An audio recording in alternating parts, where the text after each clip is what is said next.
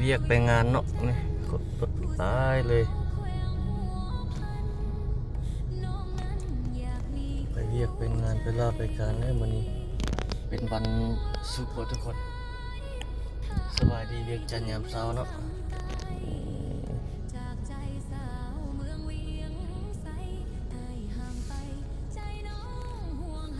หลายคนไปเวียกไปงานไปลาไปการตอนนี้ประมาณ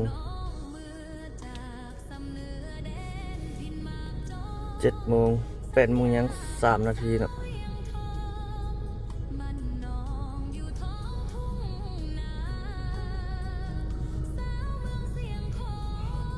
ตอนเช้านี้รถอยากหลายเด้เขาสังเกตเบิ่งนี่รถติดนี่มีแต่ตอนแรงเนาะขาออกทุกคนถนนสายนี้นะหลายคนก็น่าจะฮู้แหละแต่ว่าตอนเช้าตอนเข้าคือบ่เห็นติดเนาะนี่เบิ่งบ่ได้เกินแล่นปกติเด้แต่ว่าบาดเวลาตอนแรงมาเวลารถออกคือว่าติด ตอนแรงมาหลายกว่าตอนเช้า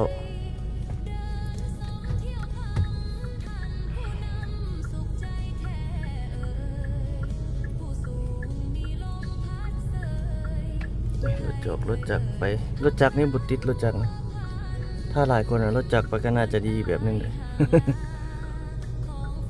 แต่ส่วนหลายก็รถใหญ่รถจักรแล้วแต่เงื่อนไขของไผเราเนาะแต่ว่าขี่รถสาธารณะไปล่าไปการนี่บ่เห็นยังบ่มีเชื่อถ้า BRT เพิ่นแล่นปกติเพิ่นเลยจึงจะมีแล้วทางก็มือวันที่28เพิ่นก็เปลี่ยนแล้วหลายคนก็น่าจะรู้เนาะเกาสายทางในตัวเมืองนครหลวงเวียงจันทน์นะบัดเพิ่นนะครับสิไปสัญจรให้ทุกท่านได้เบิ่งมื้อนี้บางทีอาจจะบ่ได้เฮ็ด OT ละบางเทื่อตอนแรงน่าจะได้ไปถ่ายคลิปเนาะลองเบิ่งตัวจริงทุกคนเลยในตอนเช้าบ่ได้ติดตอนเช้านะมีแต่ตอนแรงติดตอนแรงนี่ยอมรับว่ารถติดหลายบัดขาออกบัดขาเข้านี่เขาคิดว่าตอนเช้ามันจะหลายคือตอนแรงก็บ่ได้หลายเลยทุกคนส่วนหลายมันได้ตอนแรงมันจะหลายสำหรับเลนเบื้องนั่นเนาะเบื้องออกจากเมืองนะ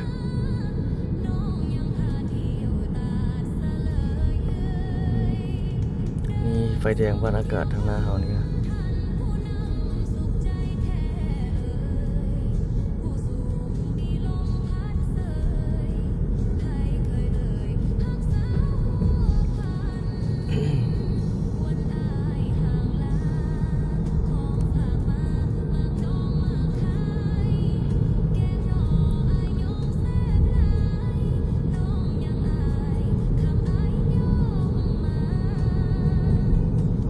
อยู่เบื้องนั้นมีศูนย์ฮอนด้า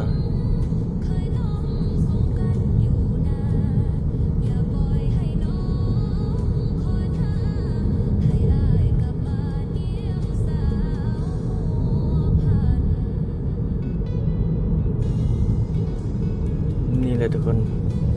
นครหลวงเวียงจันทน์ในยามเช้าของมื้อนี้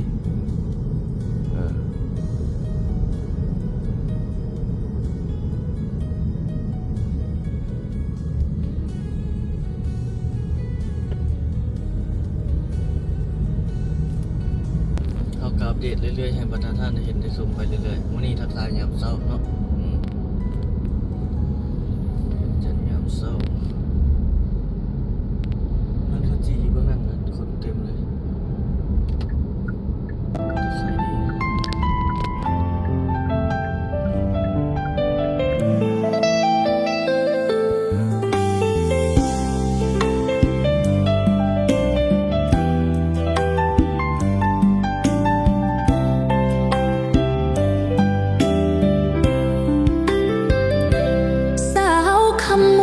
โศกคำควรอยู่ทุกคืนวันจากไปอ้ายบอกกับพันน้องคอยวันอ้ายคืนใจเศร้าบ่าวสวรรค์ปากก็หวานไม้หลอกแต่สาวจากไปแล้วลืมเมืองเก่าอกสาวต้องเศร้าละทมสาวคำมวนโศกคำควรอยู่ทุก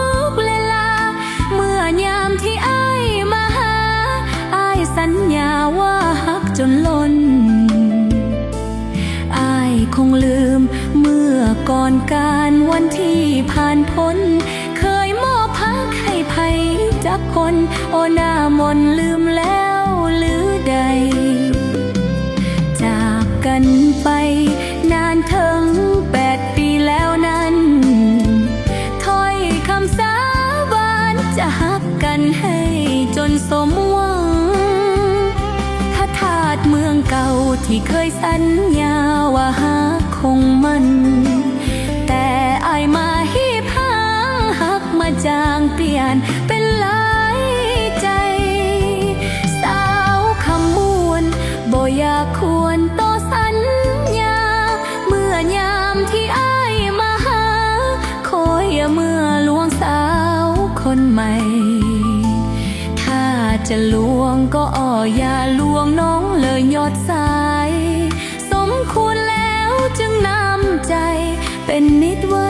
ดีกว่าอายเอ่ย